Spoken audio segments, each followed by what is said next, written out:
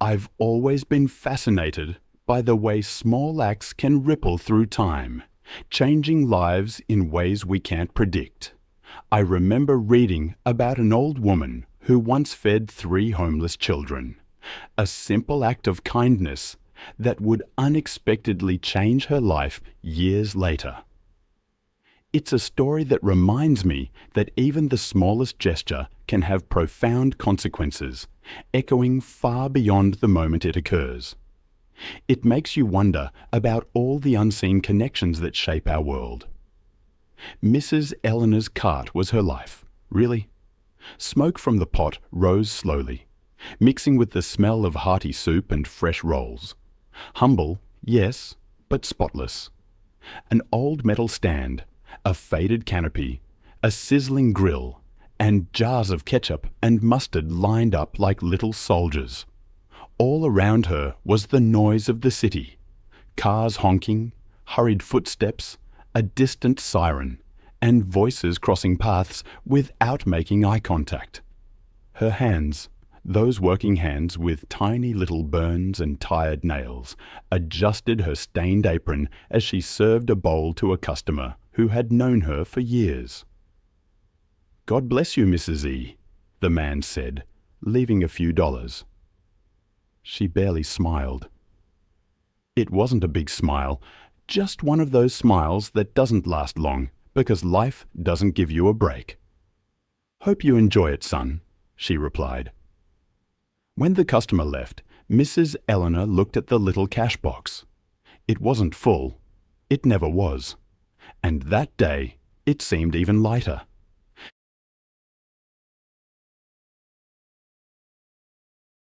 Sales were down because of road work on the block diverting people, and some new food truck had set up 2 streets away with flashier signs and gourmet options. Even so, Mrs. Eleanor kept going. She always kept going. It was close to 6 p.m. when the sun started to dip and the canopy shadow grew longer. That's when she saw them. 3 kids. They weren't running like the others. They weren't speaking loudly. They were sticking close to each other, as if the world was too big to walk through alone. All 3 had the same face. Dark eyes, sharp cheekbones, messy black hair. They looked like dusty mirrors. Their clothes were worn out, way too big, and their sneakers had lost their shape. They didn't have backpacks. They didn't have an adult. They just had hunger. Mrs. Eleanor looked at them once without making a scene. She didn't clutch her chest. She didn't make a drama out of it. She just looked at them the way you look at something that hurts, because it's real. The kids stood there a few feet from the cart, not daring to get any closer. One of them, the one in the middle, took a step forward and spoke softly. "Ma'am, do you have anything left over that you can't sell?" Mrs. Eleanor held the ladle in midair. She'd heard that phrase before from other kids in other years, but there was something different about these ones. They weren't asking with a scheme. They were asking with shame. "Do you have a mom?" she asked, without accusing them.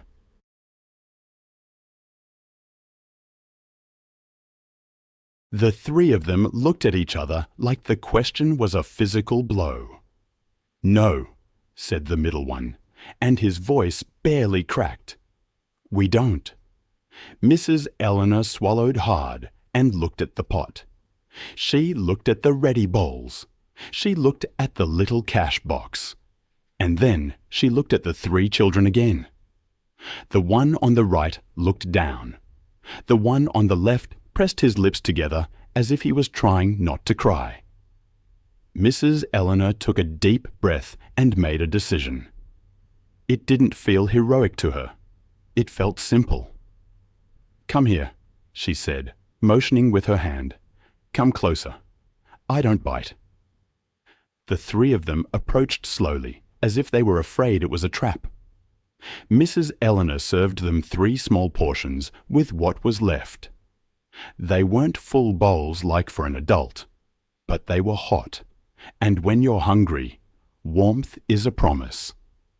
The children sat on the plastic stools right next to each other. They ate fast at first, anxiously, and then slower, as if their bodies finally realized that, yes, there was going to be food in their stomachs. Mrs. Eleanor watched them eat and felt a knot in her chest she couldn't explain. Maybe it was the memory of her own son. Maybe the exhaustion of so many years. Or maybe that bitter thought that no one should see 3 kids eating like it was their last chance. "What are your names?" she asked, trying to keep her voice from shaking. The 3 looked at each other again. "I'm Matthew," said the first one.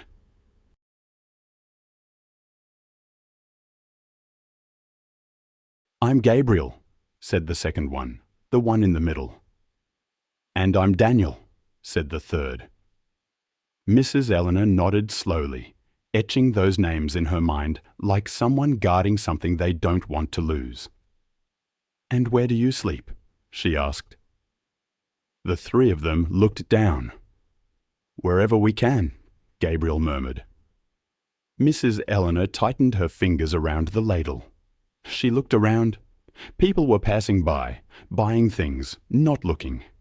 A couple crossed the street laughing, not noticing the kids. A man in a nice shirt barely turned his head and scowled as if hunger was contagious.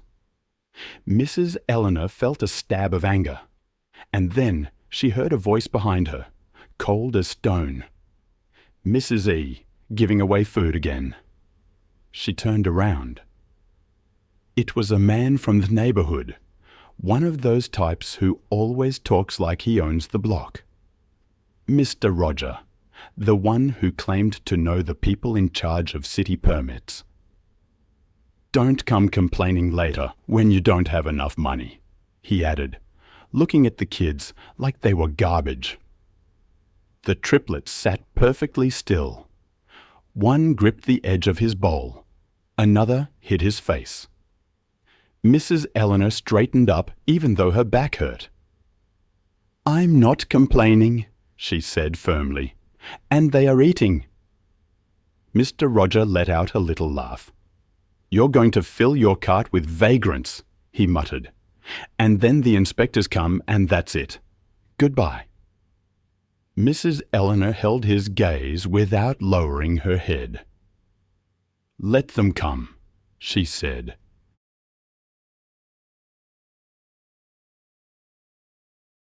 "There's nothing dirty here, just hunger." Mr. Roger clicked his tongue and walked away, but his threat stayed there, floating in the air. Mrs. Eleanor watched the children.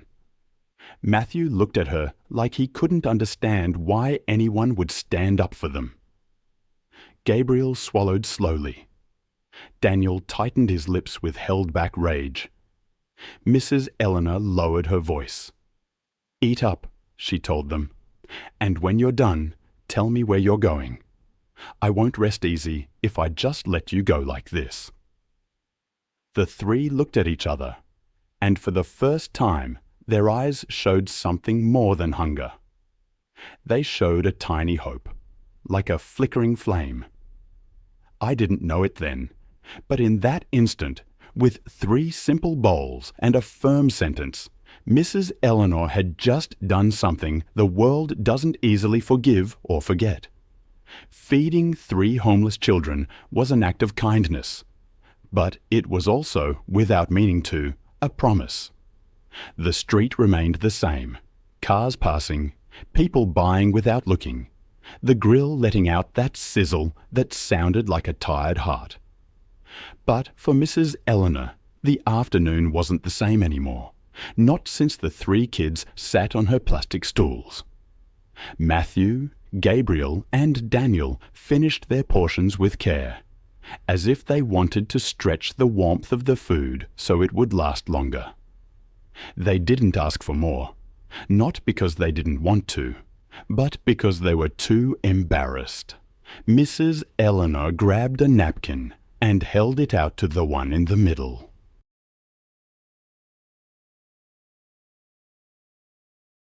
"Clean yourself up, good son," she said, without exaggerated sweetness, just like a real grandmother would.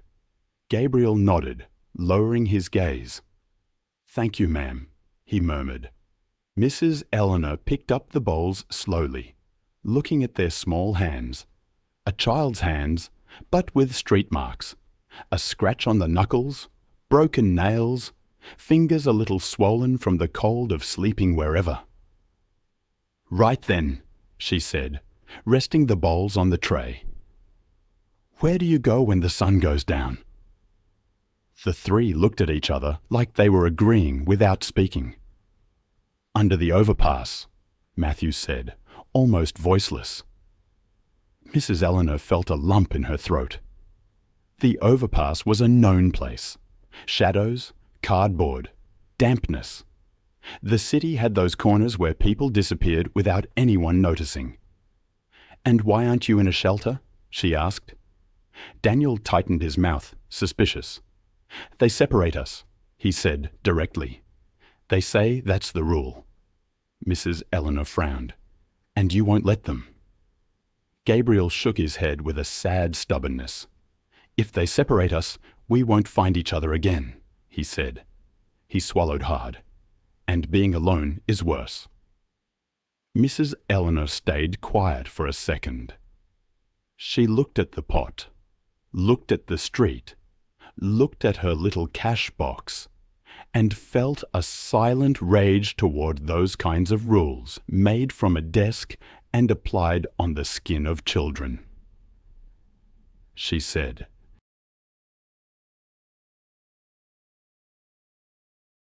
"Fine, I'm not going to separate you either." The triplets looked up at the same time, as if that sentence were a roof over their heads. Mrs. Eleanor lowered her voice. "But you aren't leaving without me knowing something else," she said. "Who left you like this? Do you have family?" Matthew shrugged his shoulders. Daniel looked away. Gabriel took a second, but spoke. "We don't remember well," he murmured. "Just a car at night, and then that's it." Mrs. Eleanor felt a shiver. It wasn't a full story. It was a fragment, and missing fragments usually hide hard things. She didn't push it. She didn't want to force the pain out. "Well," she said, "you ate today, and tomorrow, if you want, you can come back, but on one condition." The three tensed up like they feared a payment. "Which one?" Daniel asked. Mrs. Eleanor looked at them firmly. "That you don't steal," she said. "Not out of hunger and not out of anger. If I give to you, you respect me and respect yourselves." Matthew nodded fast. "We don't steal," he said. Daniel pressed his lips together. "Sometimes they accuse us, even if we don't," he mumbled. Mrs. Eleanor understood. "On the street, guilt is handed out according to your face and clothes." "Not here," she said. "Here we speak the truth." The children stayed quiet, and then, when Gabriel moved to get off the stool, something poked out from his shirt collar, a thin chain, dirty from dust, with a small charm. Mrs. Eleanor barely saw it, but she saw it.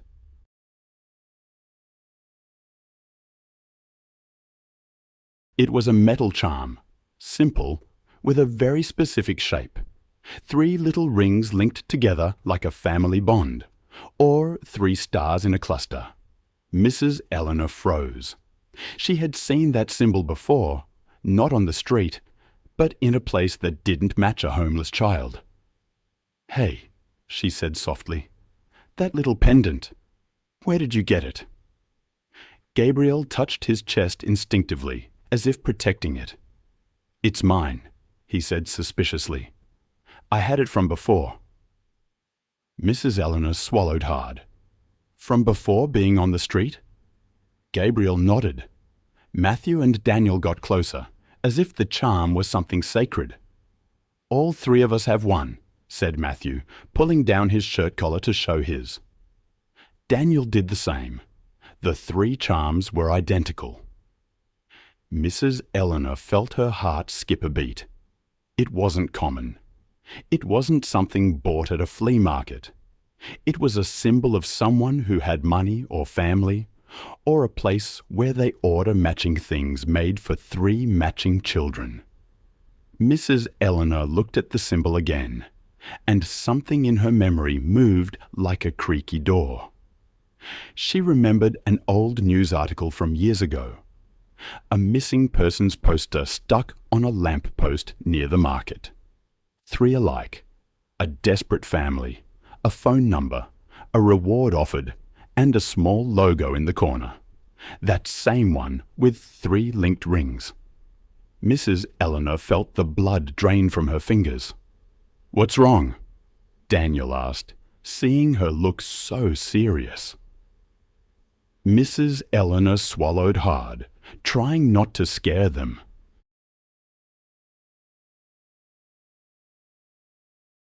Those 3 charms, the linked ring symbol, they'd stirred a memory in her, a belief she seemed reluctant to fully embrace.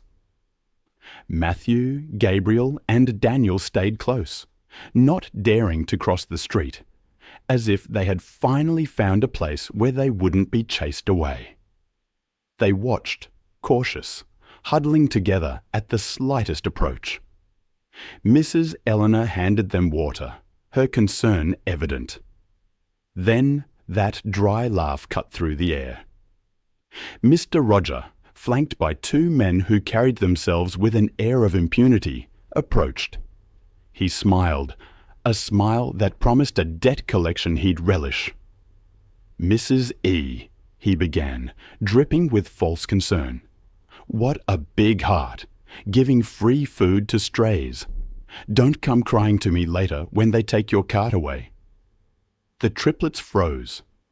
Mrs. Eleanor straightened, her voice firm. "They're not strays," she declared. "They're children." Mr. Rogers' reply was sharp. "Children who eat for free today and rob you tomorrow. That's how it starts." One of his men produced a folder, feigning a read.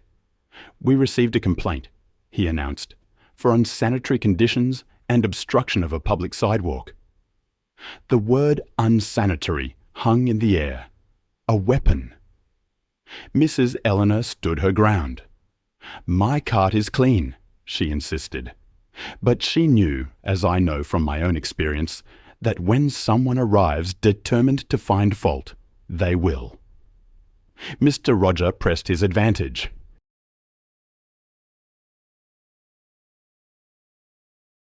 "If you wanted to stay out of trouble," he murmured, just loud enough for the children to hear, "you should have listened to me. I want you to stop attracting problems, and I want those kids out of here." The fear in Gabriel's eyes, the grip Matthew had on the bench, the desperate, defiant step Daniel took forward. Mrs. Eleanor stopped him with a gentle hand, whispering, "Don't get involved." Mr. Roger scoffed. "Look how cute. She has guardians now. How much do you pay them with soup?" The scene drew a crowd, curious onlookers, and that, I suspect, was part of the plan. Public humiliation to achieve their aim. Accusations flew. Troublemakers. Call child services. Each word a blow to the children. Mrs. Eleanor fought to remain calm. "They haven't done anything," she insisted. "They're eating, that's all." The inspector, feigning disgust, sniffed at the cart. "Smells weird here," he grunted. Mrs. Eleanor's voice was tight. "It smells like food," she retorted. "Like it should." Mr. Roger, playing to the crowd, painted a picture of Mrs. Eleanor encouraging street life, leading to theft and public complaints. Daniel, unable to contain himself, blurted out, "We don't steal." The silence that followed was heavy, broken only by Mr. Rogers' triumphant smile. "Oh no," he challenged. "Then prove it. Let's see what you've got in your pockets." The children froze, fear etched on their faces. Mrs. Eleanor stepped forward, a shield. "You have no right," she declared.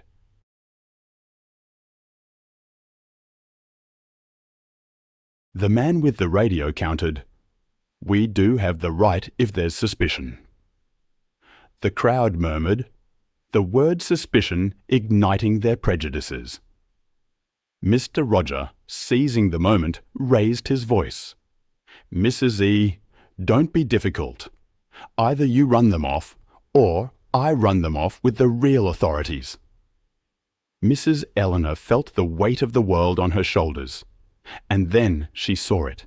The torn pocket, the trembling chin, the desperate rage. They were children. They were hungry. And now they were humiliated. She took a deep breath, gathering her courage, and spoke clearly for everyone to hear. "If you're here to take my cart, then take it," she said. "But I'm not going to chase away 3 children like they're dogs. If seeing hunger bothers you, it's because you've never felt it." The street fell silent. The man with the radio saw it first, the 3-ring pendant peeking out from under Gabriel's shirt. I could see the moment the man's face changed. He froze, just for a second, but it was enough. "Hey," he said, almost too quietly, "that symbol?" It was out in the open then. Mrs. Eleanor felt it, a tremor of danger. Mr. Roger saw it too, a glint in his eye as he looked at Gabriel, not as a filthy kid, but as something valuable. That's when she understood. It wasn't just that they were being called vagrants. Someone had recognized them. That symbol. The words hung there, small and dangerous. The man with the radio tried to backpedal, mumbling, "Nothing. It's nothing." But Mrs.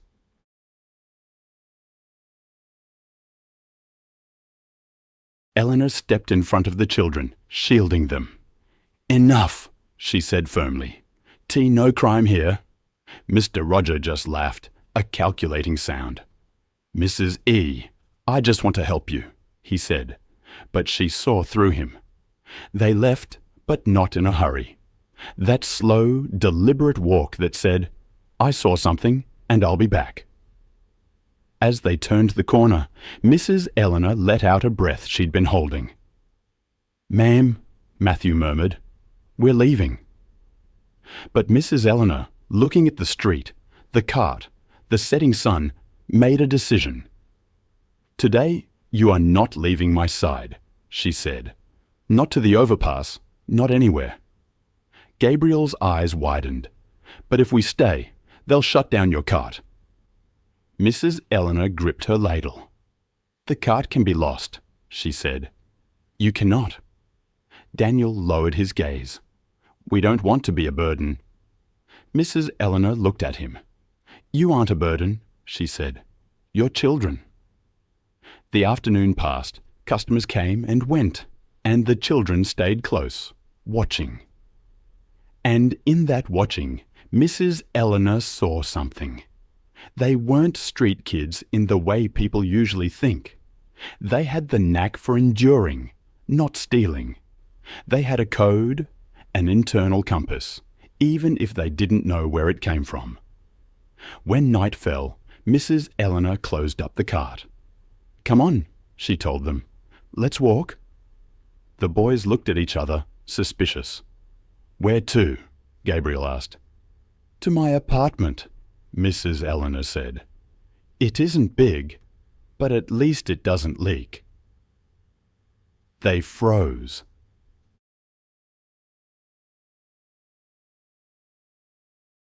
Eleanor's words echoed in my mind. "Someone recognized that symbol," she said. "And when someone recognizes something on you, it's not always out of kindness." Daniel frowned, voicing the question we all had. So, what do we do? Mrs. Eleanor took a deep breath, and then she proposed a pact. A silent pact, she called it. We would help her at the cart, cleaning, organizing, carrying things, so no one could accuse us of just coming to eat. In return, she would give us food and shelter until we found out the truth about the symbol. We exchanged glances, and for the first time I saw something akin to pride flicker in their eyes. Yes, Matthew said, his voice clear. Yes, Gabriel repeated, nodding. Even Daniel, the toughest of us, agreed, his voice trembling slightly. That night, while the city slept, a pact was forged in a humble apartment, not with ink and paper, but with something far stronger, loyalty. But even as that bond formed, I felt a shadow looming. Outside, I knew Mr. Roger had made his own pact, a pact with greed, and I could feel it in my bones. The next morning, the cart smelled of soup, rolls, and freshly chopped onions, just as it always did. But there was an undercurrent of unease that Mrs. Eleanor couldn't shake off, the feeling of being watched. Matthew, Gabriel, and Daniel arrived early, before the sun had fully risen. Their hair was damp, as if they'd washed their faces with the solemnity of men preparing for a difficult task.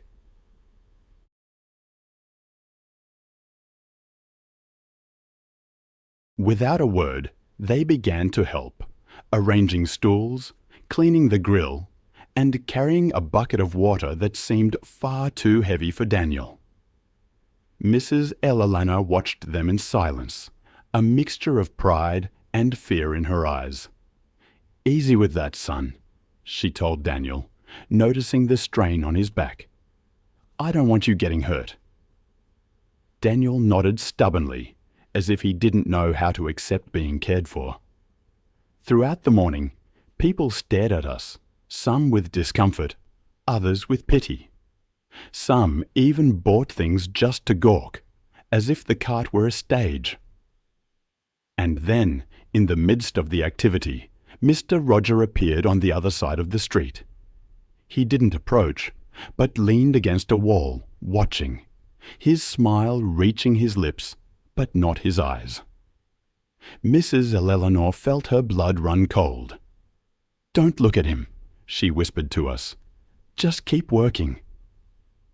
But Gabriel, unable to resist, glanced in his direction and clutched the 3-length rings charm beneath his shirt, as if his skin had sensed the danger before his mind could process it. The day dragged on, and by noon Mrs. Eleanor seemed almost relaxed. Almost. But then, during a brief lull, Matthew approached her, his voice hushed. "Ma'am, I had a dream last night," he said. Mrs. Eleanor looked at him, her expression softening. "What did you dream, son?" Matthew swallowed hard, his eyes troubled.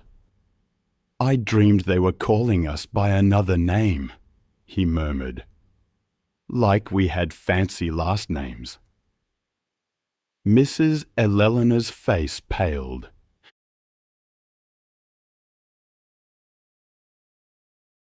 "Do you remember the name?" Matthew shook his head in frustration.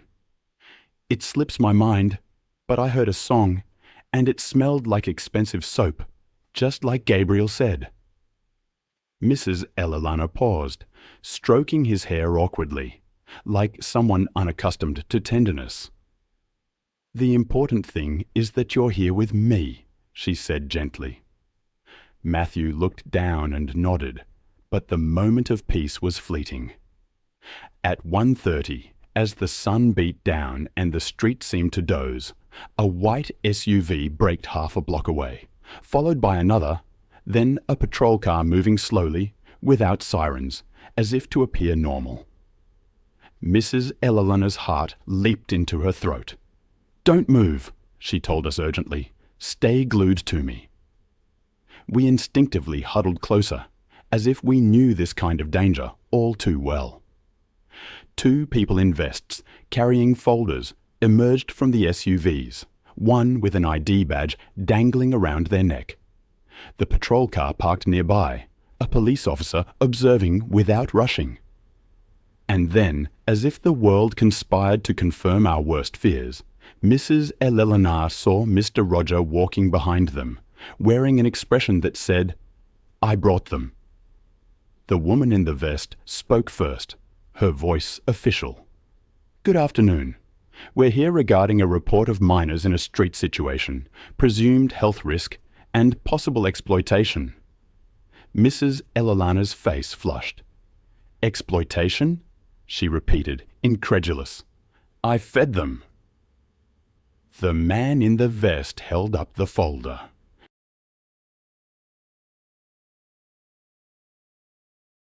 "Ma'am, we're not accusing you," he said in a mechanical tone. "We just have to verify. Do these children live with you?" Mrs. Eleanor clutched her apron, her knuckles white. "They stayed last night," she admitted, "because they were on the street." The woman turned to us, her voice softening slightly. "Boys, what are your names?" Matthew started to speak, but Daniel stepped forward, his eyes wary. "Matthew, Gabriel, and Daniel." The woman nodded, taking notes. "Do you have family? Is anyone looking for you?" Mrs. Eleanor felt the world spin. If she said yes, they might take us away. If she said no, they might take us anyway. "I don't know," she said honestly. "I just know someone recognized a symbol they're wearing." The man in the vest frowned. "Is that so?" Gabriel instinctively covered his chest, shielding the 3-length rings. The woman leaned in, her voice gentle. "Don't worry," she said. "We're not going to hurt you. We just want to help." Yet, despite her words, the fear didn't subside. Not because I thought they would intentionally harm us, but because I knew what Mrs. Eleanor had already told us. You separate them, they get lost. "You can't take them separately," Mrs. Eleanor blurted out, almost without thinking. "I beg you, if you separate them, they get lost." The woman in the vest looked at her, a mix of exhaustion and pity in her eyes. "Ma'am, I don't decide that," she said. "There are protocols." Daniel clenched his fists that day.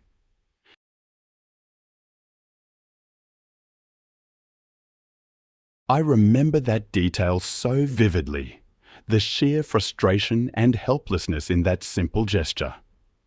It was the day everything changed for Mrs. Eleanor and the triplets. "No," he said, his voice cracking. "Don't separate us." Matthew was clinging to Gabriel, who stood frozen, staring at the patrol car. Mrs. Eleanor felt like her chest was splitting open. She desperately pointed to their cart. "It's clean. They help out. I'm not using them. I just couldn't leave them." But the bored policeman's indifference felt like a blow. "Lady, don't make this complicated." Then the man in the vest opened his folder, revealing a printed sheet with a logo, 3 linked rings. The woman in the vest looked at Mrs. Eleanor with a new seriousness. "Ma'am, these children might have been reported missing years ago," she said, pausing before adding, "We have to take them into protective custody to verify their identity." "Missing?" Mr. Roger whispered from behind, smiling like he'd won the lottery. "See, Mrs. E, you sticking your nose where it doesn't belong." Mrs. Eleanor looked at him with a silent rage. "It was you," she murmured. He just shrugged. "I just reported it for the good of the children." A lie wrapped in goodness. The vests approached the triplets calmly but firmly. The boys took a step back, clinging to Mrs. Eleanor. "Ma'am," Matthew said, his voice trembling, You're going to leave us." Mrs. Eleanor felt something inside her break.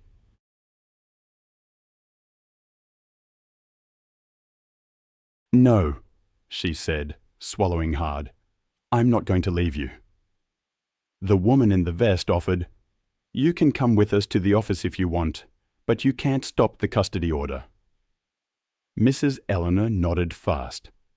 "I'm going," she said. "I'm going with them." In that moment, Daniel turned toward the cart, as if he wanted to memorize it.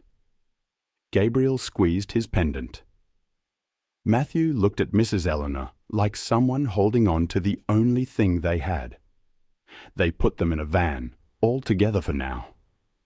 Mrs. Eleanor climbed in too, shaking, still wearing her apron.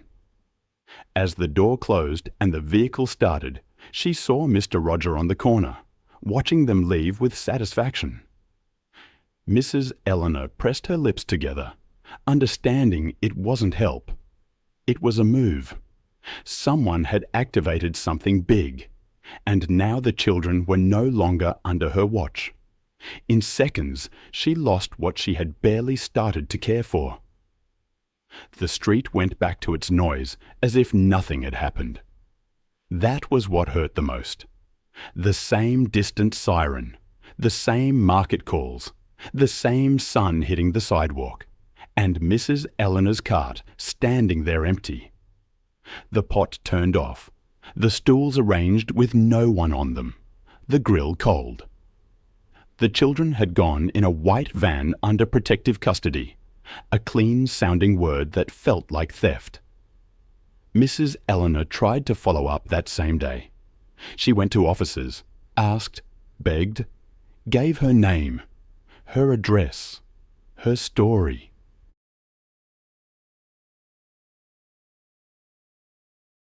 They told her, "Come back tomorrow."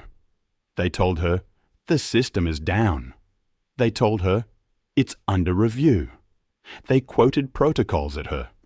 And one day she heard the words she already knew in her gut. "Ma'am, if you're not family, we can't give you any information." Mrs. Eleanor walked out of there like someone who'd just lost a limb, still walking, but incomplete. The food cart kept going, because when you need to survive, you don't get much time to cry. The next day, she lit the grill again, made rolls, heated the pot.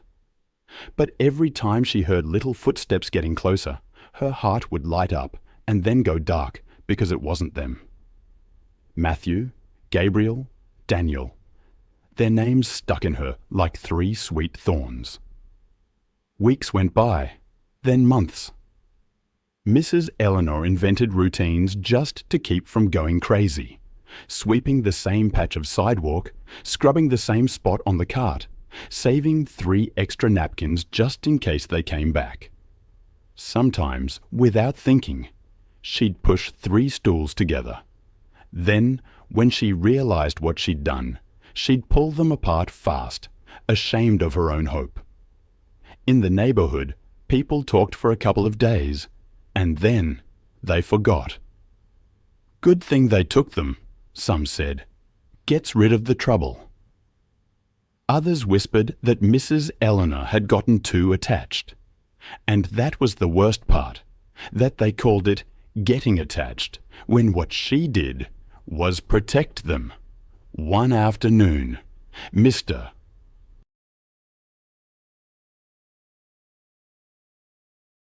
Roger walked past the cart and dropped a comment like he was dropping a heavy stone.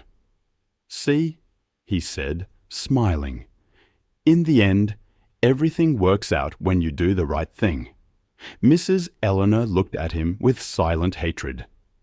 "Get lost," said Mr. Roger, shrugging his shoulders. "You got yourself into this mess," he mumbled and walked away. Over time, Mr. Roger became a bigger deal on the block. He started charging protection fees, claiming he could fix permits. Sometimes he'd stand just a few feet from her cart, as if reminding her that he could make her life miserable whenever he wanted. Mrs. Eleanor endured it. She endured it for years. Her hair turned whiter, her back grew more hunched, and her hands got rougher. Her regulars grew old right along with her. Some of them never came back. Others would tell her, "Mrs. E, you should rest." But Mrs. Eleanor wouldn't rest because rest meant silence. And in the silence, she could hear voices. Sometimes she dreamed the children were outside, and she couldn't open the door. Sometimes she dreamed she was looking for them in an alley full of shadows, and all she found were their 3 linked rings charms lying on the ground.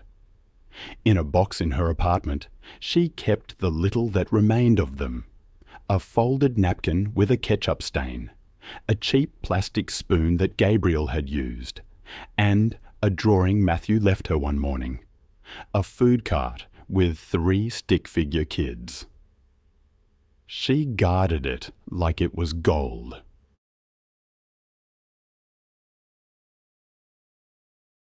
One day, many years later, a lady selling flowers nearby asked her, "Mrs. Eleanor, do you still think about those kids?"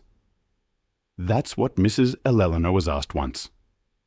She didn't answer with words, just looked at the street. I find myself doing that sometimes too, just staring off, lost in thought. Every day the neighborhood changed. More vendors, the market expanded, better phones, newer cars, people in a rush. But Mrs. Eleanor's cart stayed exactly the same: old, humble, clean. A fixed point in a world that never stopped. She became part of the landscape, just another old woman.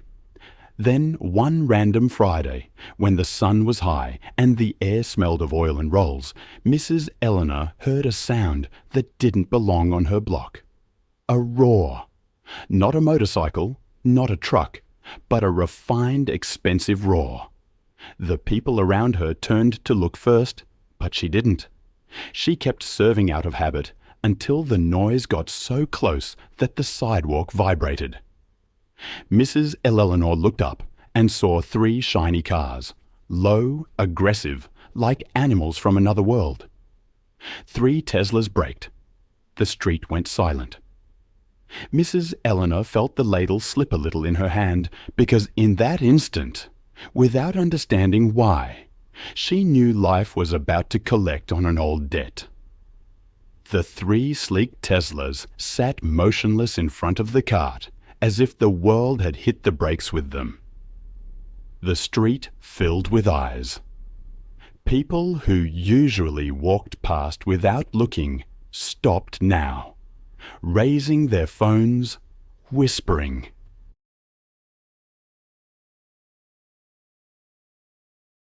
Loose phrases floated in the air. Who died?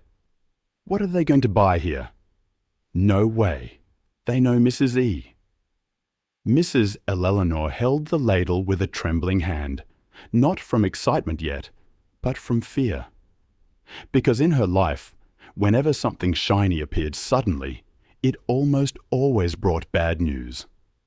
One of the cars cut its engine, then the second, then the third. The silence that followed was strange, heavy, like inside a church. Mrs. Eleanor didn't move. She watched the cars the way you watch a storm, waiting for the lightning to strike. And the strike wasn't a noise. It was a memory. Because in that instant, the black reflection of the cars threw back her own image. A thin, hunched old woman with a stained apron, her face marked by the sun and the years. A woman who had spent too much time swallowing her words. The past crashed down on her without asking permission. It wasn't just the children. It was everything Mrs. Eleanor had learned to bottle up just to keep living. She had been young once. She'd had a small house with a yard. She once had a husband who smelled of earth and bar soap, a hard worker with strong hands. His name was Mr. Julian. He wasn't rich, But he was one of those men who always come back, no matter how tired they are, until one day he didn't. An accident, an ambulance that arrived too late, a hospital that only helped when it could. Mrs.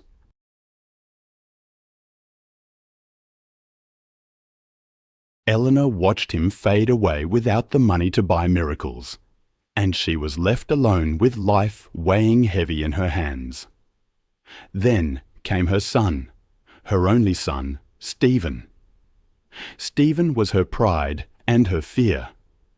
He grew up watching his mother work and swore that one day he would get her off the streets. He studied a little, worked a little, and one day he left for the big city to look for opportunities. Mrs. Eleanor would pack him food in a napkin when he came to visit, as if he were still a child.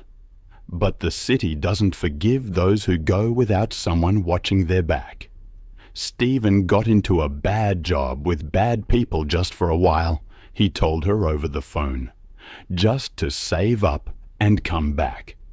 Mrs. Eleanor didn't understand those worlds, but she understood the tone of someone who is scared and doesn't want it to show. One day, Stephen stopped calling. Mrs. Eleanor searched for him with everything she had, her feet, her voice, and her shame. She went to stations, to offices, to churches. They told her the same thing they would tell her years later with the triplets. If you aren't family with papers, we can't help. Mrs. Eleanor was left with the hollow space in her home. And then the worst part happened. The people, the street, the neighborhood started to talk. Her son ran off. Her son was a thief. Her son left her for another woman. Mrs. Eleanor never knew the whole truth. She only knew that when loneliness moves in, it starts bending you from the inside.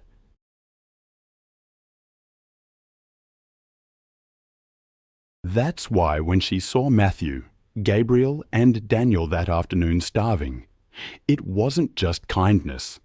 It was one wound recognizing another wound. It was a mother without a son, looking at 3 children without a mother. That's why she cared too much, as people said, because in them, Mrs. Eleanor felt a second chance to do something right, even if the world told her she was worthless. The roar of cars brought her back to the present. A door opened, then another, then another. 3 men stepped out almost at the same time, all 3 tall, all 3 with presence, all 3 with that quiet elegance that doesn't need to shout. They weren't boys from the neighborhood. They looked like they were from another world. Mrs. Eleanor looked at them and felt a strange jolt, like when something familiar is hiding inside the impossible. And yet her first reaction was human. She lowered her eyes because the first thing she felt was shame. Shame for her old cart, for her apron, for her burned hands, for her whole life summed up in a cooking pot. She wanted to hide behind the cart, but she couldn't. The 3 men walked toward her slowly, not in a rush, not mocking, as if every step was out of respect. Mrs. Eleanor gripped the ladle tight. "What? What can I get you?" she asked with a small voice. The man in the middle looked at her with held-back emotion, as if it hurt him not to break down right there. "Mrs. Eleanor," he said softly.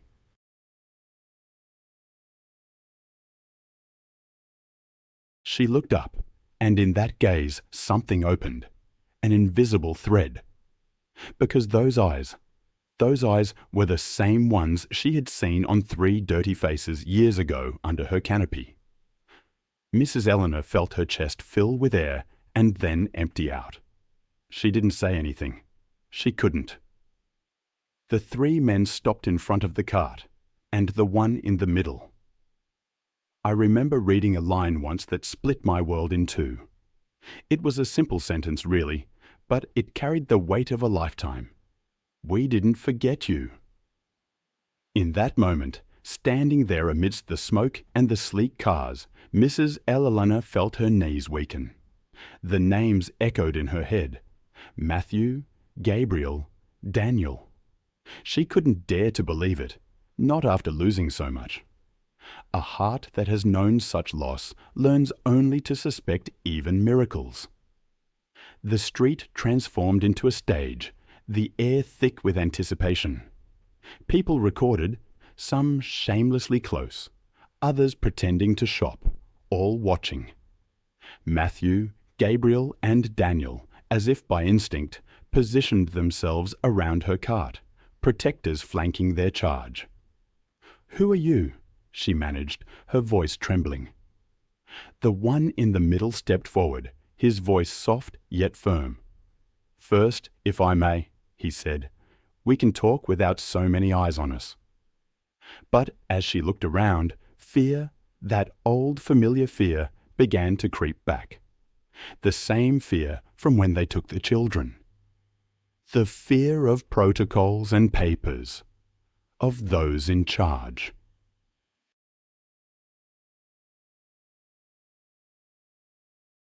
Then a voice, dripping with venomous familiarity, cut through the air. "Well, well, look at you now.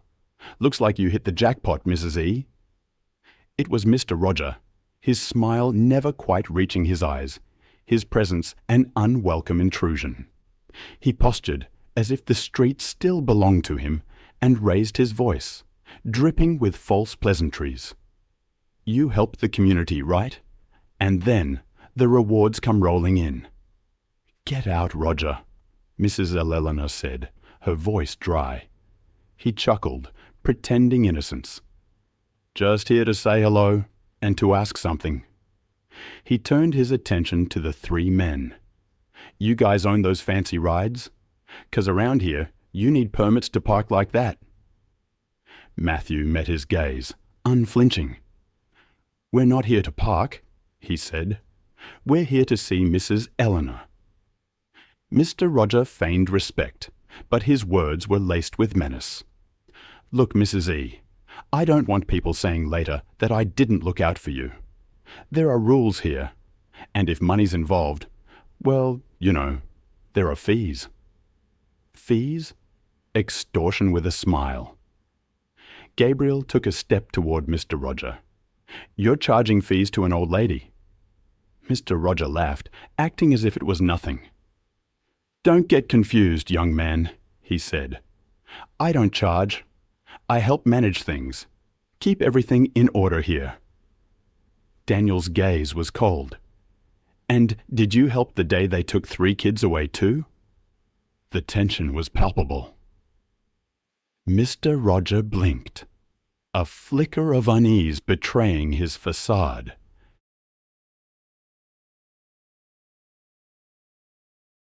"What kids?"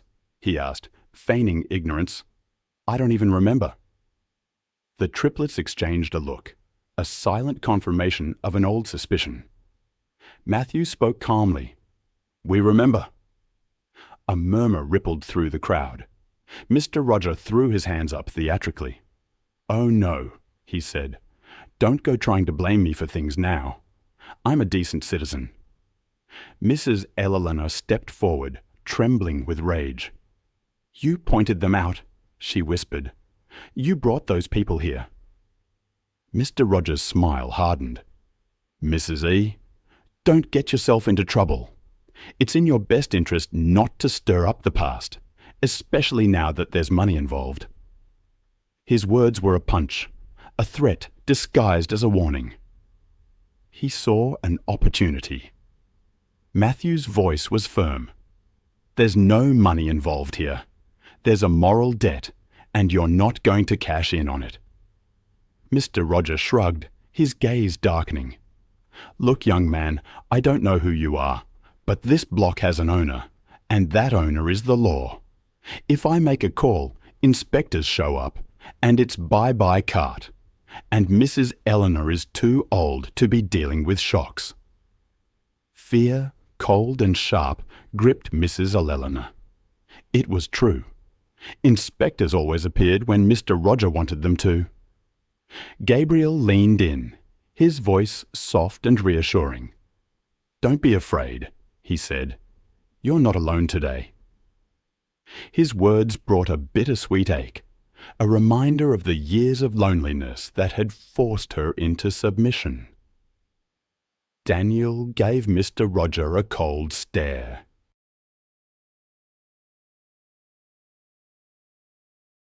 "If you threaten her again, we go public." Mr. Roger laughed. "Public? Around here, the public forgets by tomorrow, and you guys will be gone. She stays." It was a cruel truth. Mrs. Eleanor's life was here, miracle or not. Matthew took a step closer, his voice dangerously calm. "We're not leaving." Mr. Roger sized him up. "Oh no?" Matthew held his gaze. "We're not leaving until we fix what you broke." Mr. Roger pursed his lips, then smiled, a man choosing to play dirty. "Then we'll settle this the easy way, or the local way," he said, gesturing towards City Hall. He walked away, not retreating, but gathering reinforcements. Mrs. Eleanor watched him go, the old fear piercing her anew. "They're going to do the same thing to me all over again," she murmured. "They'll come with papers." The air felt strange after Mr. Roger left, as if he'd left a trail of poison behind. I remember reading that line for the first time, and it stayed with me for days. It's a feeling I've often sensed in historical documents, a sense of unseen forces at work. Now, Mrs. Eleanor was surrounded by cell phones, but as the men stood in front of her, she felt that same old fear. The fear of papers, of red tape, of the world crushing you without ever laying a hand on you. Matthew spoke quietly. "We're moving," he said. "We're exposed here." Mrs. Eleanor clutched her apron, asking where to.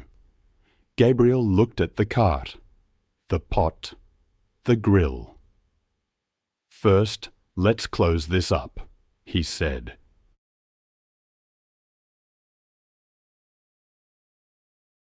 "We're not letting them use this to claim you ran away." Daniel stepped in front of the crowd, raising a hand, not shouting, just setting a boundary. "Excuse me," he said. "Don't record the lady. Have some respect." Some lowered their phones in shame, while others moved closer, morbidly curious. A woman blurted out, "Well, if those cars are showing up, she must be into something." Mrs. Eleanor felt the shame like a physical blow. That same block, where they used to ignore her, was now looking at her like her poverty was just a disguise. Matthew walked up to the cart and calmly started packing things up, clearly trying not to cause a scene. Gabriel killed the gas. Daniel arranged the stools. Mrs. Eleanor watched them, feeling a strange mix of emotions, gratitude, and panic. "Don't get into trouble for my sake," Matthew murmured. He looked her in the eye. "Mrs. Eleanor, you got into trouble for us when you had nothing," he said. "Now it's our turn." Just then, messages popped up on Gabriel's phone. His face hardened. "It started," he muttered. Matthew asked what was happening. Gabriel turned the screen around. It was a post blowing up on local social media, a photo of the cart taken from a distance with a venomous headline, "Elderly woman involved in suspicious luxury car scheme at street cart." Mrs. Eleanor felt her stomach tie into a knot. "Involved," she whispered, as if the word didn't belong in her life. Daniel clenched his jaw. "Roger is pushing this," he said.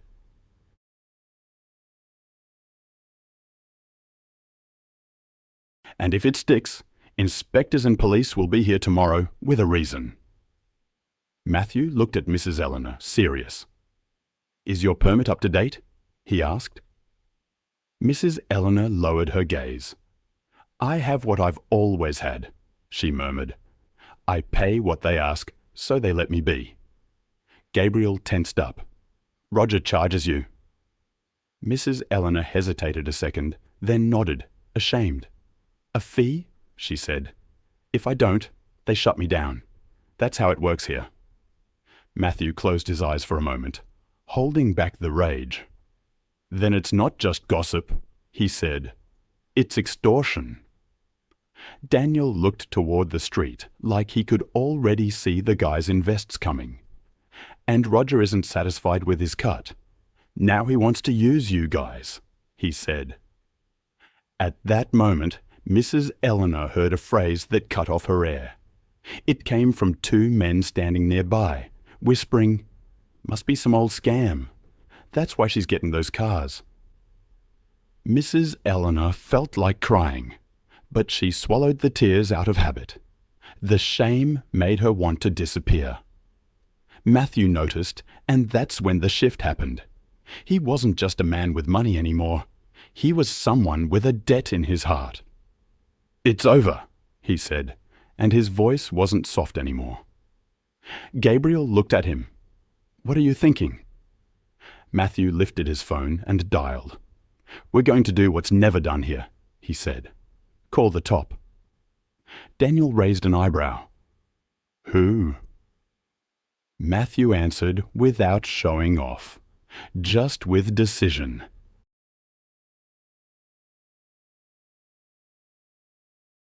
The district attorney and a major news outlet today, with proof. Mrs. Eleanor looked at him terrified. "No, don't do that," she whispered. "Here, when you talk, you pay for it." Matthew leaned toward her with respectful firmness. "Mrs. Eleanor, you've already paid for years," he said, "with fear, with loneliness, with silence. Now we're going to collect with the truth." Mrs. Eleanor felt something inside her break loose. Gabriel quickly opened another screen on his phone, an old photo saved like Treya. It was blurry, but you could see a newspaper clipping with 3 identical little faces. In one corner, the 3 linked rings. "I kept this as long as I could," he said quietly. "Didn't know why, but I kept it." Daniel pressed his lips together. "So, the story doesn't start today," he murmured. "It starts the day they erased us." Mrs. Eleanor looked at them, and for the first time she understood without anyone saying it all. If those men were the boys, then the system didn't just humiliate her, it stole their lives too. And if Mr. Roger was involved, he wasn't just a nosy neighbour, he was a key piece. Matthew hung up the call and looked at the other 2. "Done," he said. "They're on their way." Gabriel swallowed hard, so there's no turning back. Daniel looked toward the city hall in the distance like someone watching a storm. "Let whoever needs to come, come," he said. "This time they won't separate us." Mrs.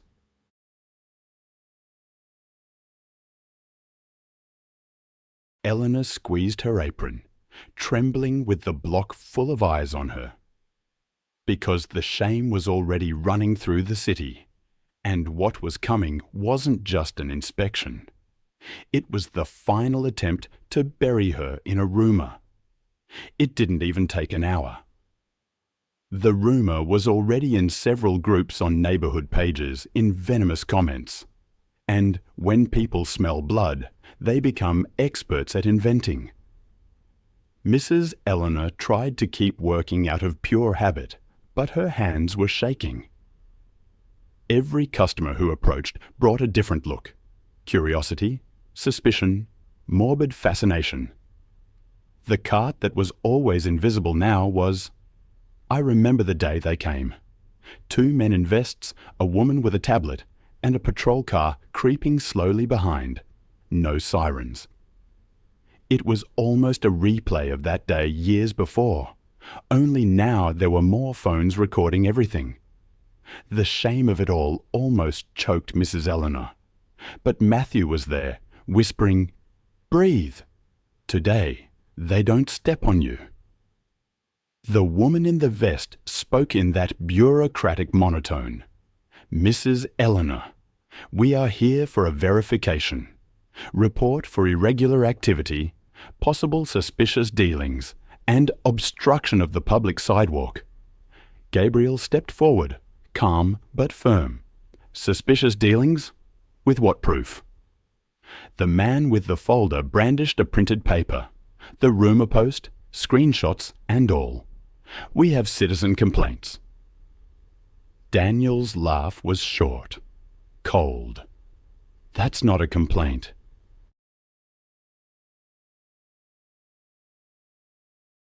"That's gossip." The officer squared up, looking for a fight, but Matthew raised a hand, his voice steady. "Officer, we're going to cooperate, but everything is being recorded. Before you touch anything, I want to see the warrant and full identification."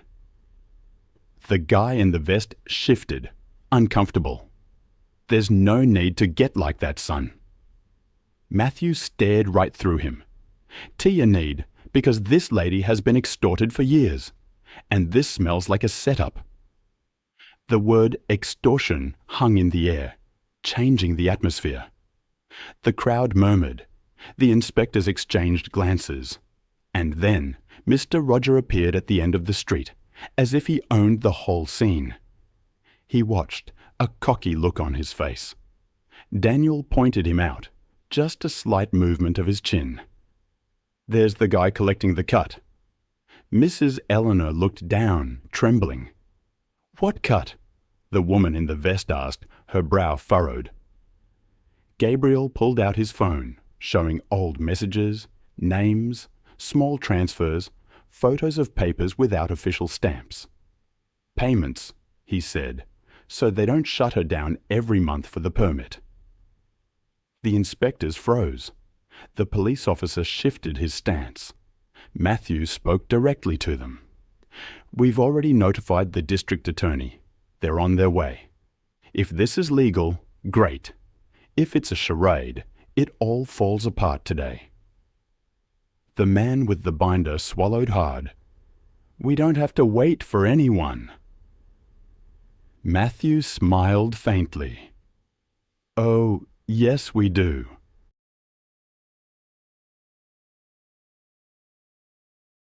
If you're going to mess with an old lady's livelihood based on gossip, or are you scared that someone from higher up is coming? The inspector remained silent. Tears welled in Mrs. Eleanor's eyes, not from sadness, but from exhaustion.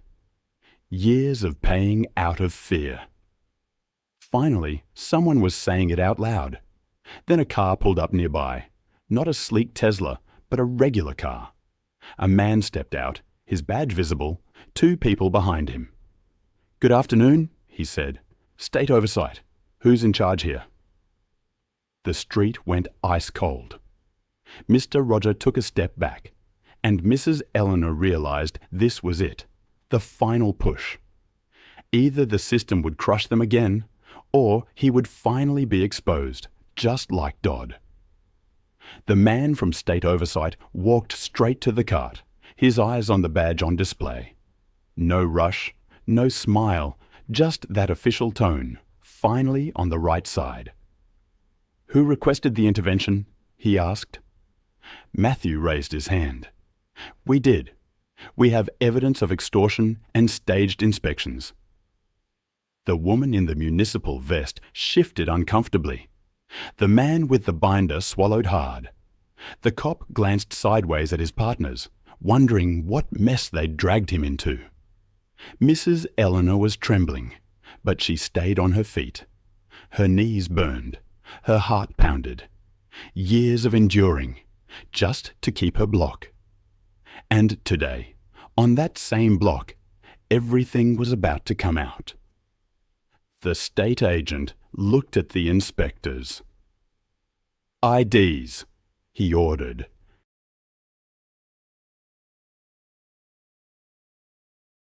Their hands weren't so steady anymore as they pulled them out. He looked at the cart, the flow of people, then at Mrs. Eleanor. "Ma'am, do you authorize us to review the charges they've made for permits over these years?" Mrs. Eleanor opened her mouth, and the whole truth came out, for the first time without fear of looking foolish. "Yes," she said, "I paid because if I didn't pay, they'd shut me down. Roger always told me that." The murmur of the street turned into a roar. "Roger! Mr. Roger charges the lady!" In the back, Mr. Roger tried to smile, but it didn't fit anymore. "Don't make things up," he said, his voice rising. "I was just helping the lady with her paperwork." Gabriel stepped forward, showing the phone to the state agent. Messages, dates, amounts. A voice note where the veiled threat could be heard clearly. "If you don't pay, they raid you tomorrow." The state agent didn't even flinch. "That is extortion," he said dryly. The municipal cop swallowed hard. The man with the binder looked down, and then the thing Mrs. Eleanor had feared from the start happened. Roger wanted to escape the spotlight by making her the culprit. He stepped closer, pointing theatrically at the cart. "Hold on, hold on. If you want to investigate the stuff about the kids too, because this lady has always been into weird stuff. She even kept 3 missing brats." Mrs. Eleanor felt the blow like a public slap in the face. The street froze.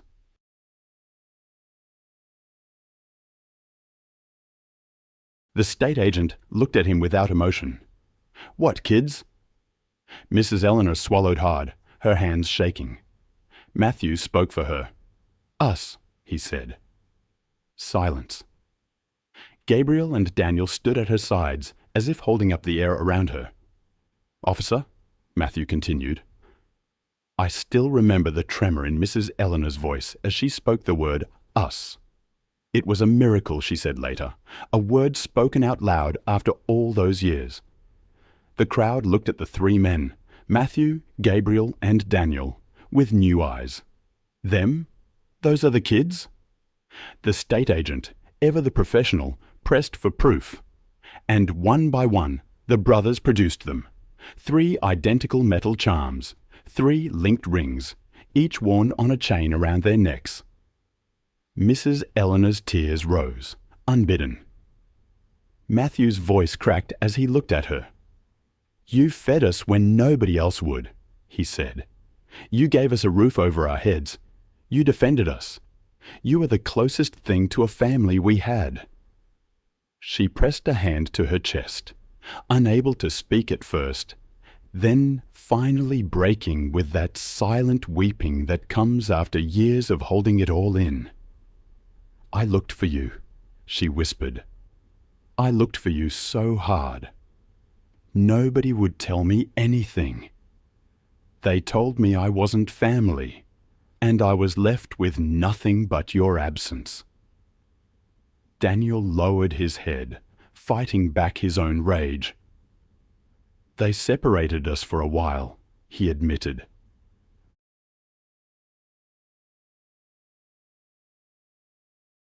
"But we found each other again, and since then we made a promise to come back for you." The street, once murmuring with doubt, was now completely silent, listening intently. Roger, seeing his world crumble, tried to salvage the situation. "Just stories," he scoffed. "Anyone can make that up." But the state agent cut him off. "Sir, that's enough. We have wire transfers, voice notes, witnesses, and proof of intent to manipulate an operation. You are under arrest for extortion and fraud." Roger froze, stammering, looking to the inspectors for some kind of salvation. But they looked away. No one saved him.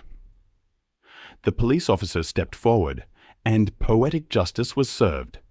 The man who made a living scaring others was now truly terrified himself.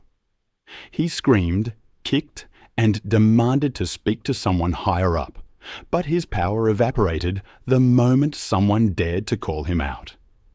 Mrs. Eleanor watched him being taken away, and felt not joy, but a profound, bone-deep relief. The state agent approached her. "Ma'am, your cart is protected while we investigate.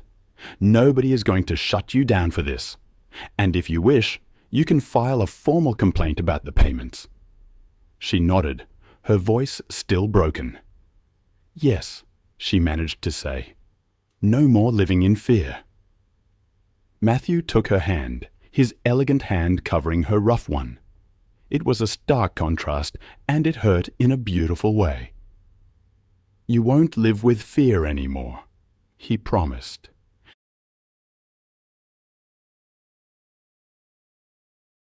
The people around them began to clap, softly at first, then louder. It wasn't for the fancy cars or the money. It was for seeing an abuser finally face justice. Then, as the noise died down, Matthew leaned toward her, as if he were a child again. "Grandma," he said, "we came back." Mrs. Eleanor looked at him, her heart finally daring to believe. Matthew smiled through his tears. "Yes, Grandma." Gabriel nodded. "Yes, Mrs. E. It's Daniel." Daniel swallowed hard, tough on the outside, but clearly broken on the inside. "Yes, Grandma." Mrs. Eleanor closed her eyes for a moment and let out what she had held in for so many years. "Thank you, my God." The three of them hugged her carefully, not squeezing, as if they were afraid they might break her. She smelled the expensive cologne, and underneath it, like a faint echo, she caught the scent of clean soap from that memory. And right there, in the middle of the street, a wound began to heal. But one last wound remained. Stephen, Mrs. Eleanor's son. Matthew looked at her seriously. "Mrs. E," he said, "is there something else? Something you deserve to know?" Eleanor tensed up. "What?" Gabriel took a deep breath. "Years ago, when they were moving us from place to place, a man helped us at a bus station. He gave us bread, told us to look for a lady at a food cart, and gave us your name. Mrs. Eleanor." She lost her breath. "Who was that man?" she whispered. Daniel lowered his voice respectfully.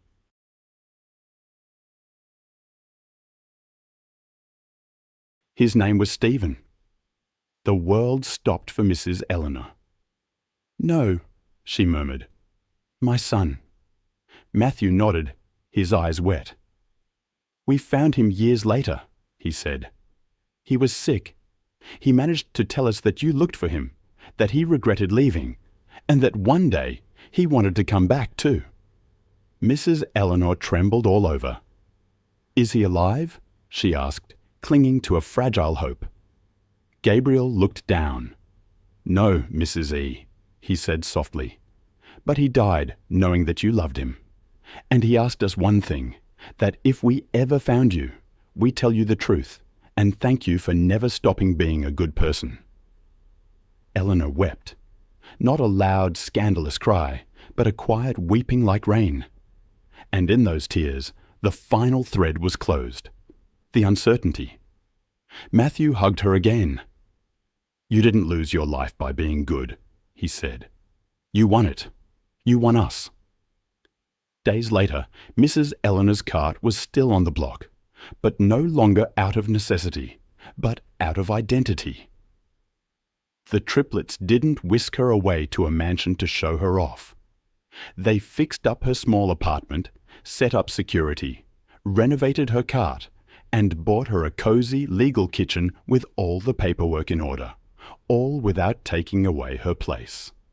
They even added a small community garden nearby where local kids could learn to grow veggies as a way to honor her kindness and prevent more children from ending up on the streets.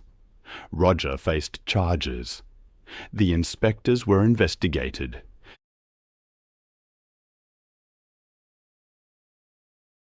And the neighborhood learned something they often don't learn until they see it firsthand. That abuse ends when the victim stops staying silent, and when someone with power decides to use it to protect, not to crush. One afternoon, Mrs. Eleanor served another bowl, her hands moving with practiced ease. There's a certain peace that comes when a story circles back to where it began, doesn't it? When the trembling hands finally steady, and the voice, once filled with fear, finds its way back to the comforting cadence of home. It's a powerful thing. I think about Mrs. Eleanor finally serving a meal with hands that trembled less. I picture Matthew, Gabriel, and Daniel sitting on those 3 familiar stools, just as they had years ago. "What do you want to eat?" she asked, her voice now carrying the weight of experience, but also the lightness of newfound hope. Matthew's simple reply, "Whatever you want, Grandma," held a profound lesson for her, a lesson delivered with a new kind of peace. It's a reminder, really, that sometimes a shared meal transcends mere sustenance. It possesses the remarkable ability to mend fractured bonds and bring families back together.